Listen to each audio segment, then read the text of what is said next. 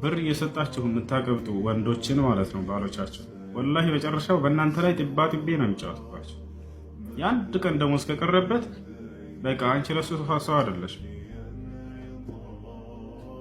ብር አትስጧቸው። ራሱ ሰርቶ ሲያመጣ ነው ህይወት ቢጣፍጠው። ሰርታ አጣው ቅብጥ አታድርጓቸው በብር ማለት ነው። ፍቅር ስጡት። ፍቅር ሌላ ነገር ነው። በብር ከሆነ ግን ፍቅራቸውን የምትገልጹላቸው አይዘወትርም ይሄ ፍቅር።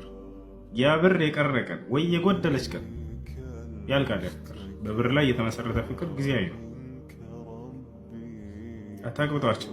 አንድ ቀን ከቀረበት ሰው አድርጎ ያያቸው። ወንድ ልጅ በባህሪ ይጠግባል።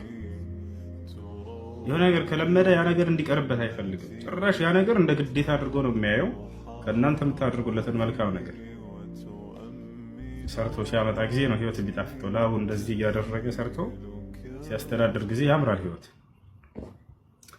አላህ ነቢያችን ሰለላሁ ዐለይሂ ወሰለም ጋር የሆነ ወጣት መጣ። ያ ረሱላላህ ሀሊ ዘውጃቲና ዐለይና ሐቃ ብሎ ጠየቀ። አንተ የአላህ መልክተኛ ሆይ ሚስቶቻችን በእኛ ላይ መብት አላቸው ሐቅ አላቸው ብሎ ጠየቀ።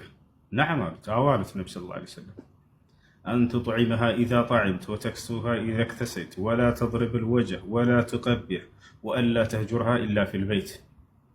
አዎ ግዴታ አለባችሁ እንጂ ስለ ሚስቶቻችሁ አሉት። ስትበላ ልታበላት፣ ስትጠጣ ልታጠጣት፣ ስትለብስ ልታለብሳት አሉት። እያችሁ ሙሉ የቤት ወጭ የሚመለከተው አንተን ነው ብሎ በጥቅሉ ነገሩት።